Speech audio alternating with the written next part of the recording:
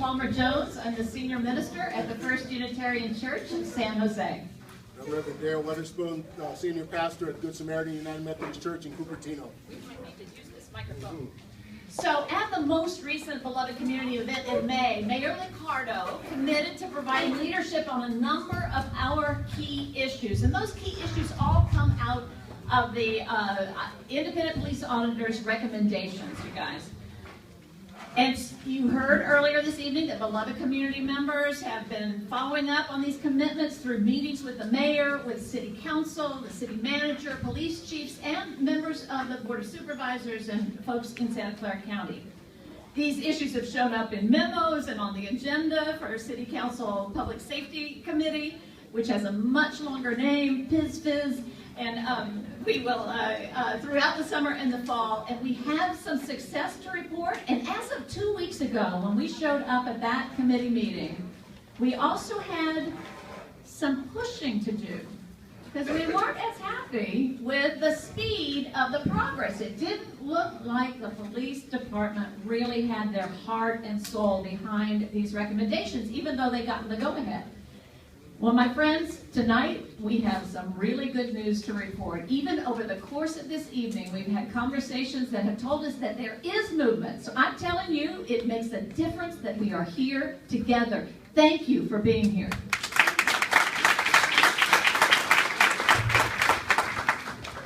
So we wanted to report on 4 key issues. And the first one is implementing expert training for all police officers on implicit bias and on de-escalation to reduce police use of force. And here's one of those places that we do have some success. Chief Escobar has researched implicit bias training and scheduled a training for spring of 2016. But we also have urged him to take advantage of the more comprehensive and proven principle policing training that includes both implicit bias and procedural justice training. This training has demonstrated results in Oakland, in Chicago, and Salinas. And we consider it a great step in the right direction that Assistant Chief Garcia will be attending the initial training on principal policing, which is offered by the California Partnership for Community Safety in just a few weeks. And we urge him to come back, committed to moving forward with this important training for all San Jose police officers as soon as possible.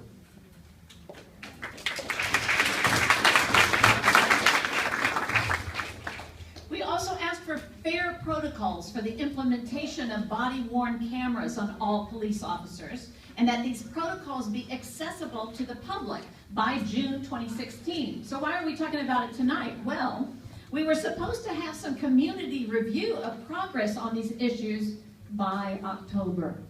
You guys, it's October 29th, and we'd love to know, how's it going? How is this pilot project on body-worn cameras going?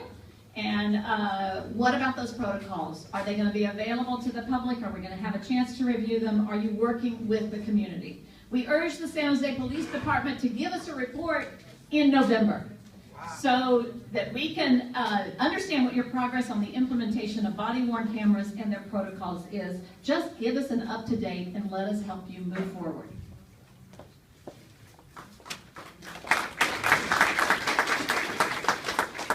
One of the third key issues is expanding the definition of use of force to include circumstances leading up to the use of force, its proportionality, and other protocols. And we understand that such policy changes require in-depth conversations among police officers and city officials.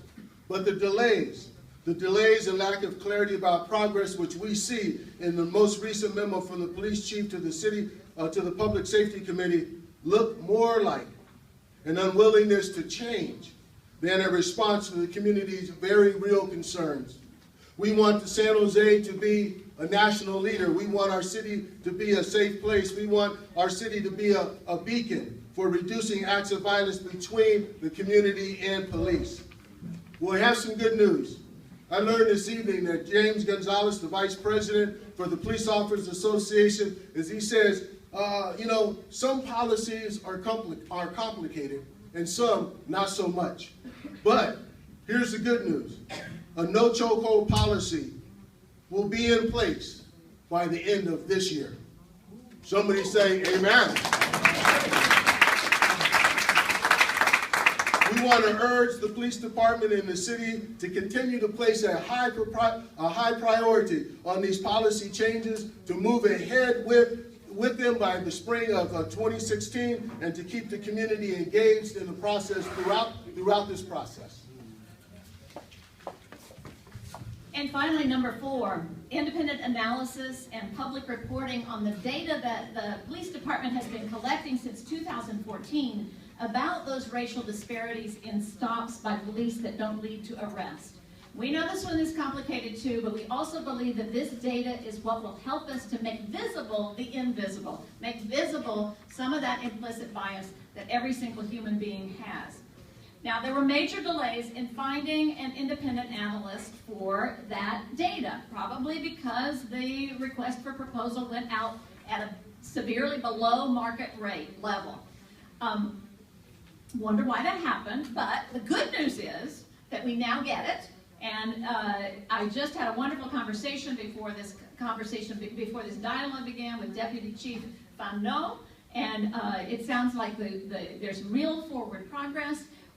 We may, it's just a may, but we may have a contract in place by December, just a couple of months away. And so we want to urge the San Jose Police Department and the City Council members, don't let up.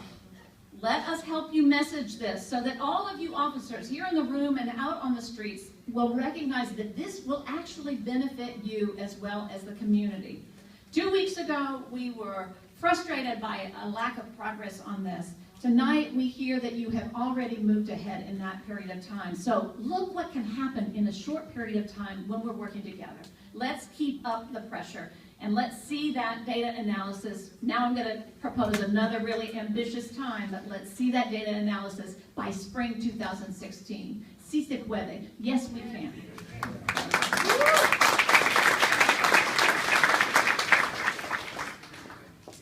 How do we community members help move these issues forward? How do we help move these issues forward? Well, I'm going to offer 2 suggestions. One, show up. That's half the battle. Showing up. You're here tonight. Thank you. Show up as a part of the Beloved Community team at the Public Safety Committee meetings every 3rd Thursday at 1:30 at City Hall. Every 3rd Thursday, 1:30 at City Hall. And get ready to speak up with eagerness to move these issues forward. And if you can't get off of work, if for some reason you can't be there, email or call your city council person to let them know that these issues are top priorities for you. Second, join the Beloved Community Movement team as we sit down with the police chiefs in the coming weeks and months to dig into our questions and to work together on pushing these issues forward. There's plenty of good room at the table to be part of this Beloved Community team. We need your voice, we need your presence, we need your prayers.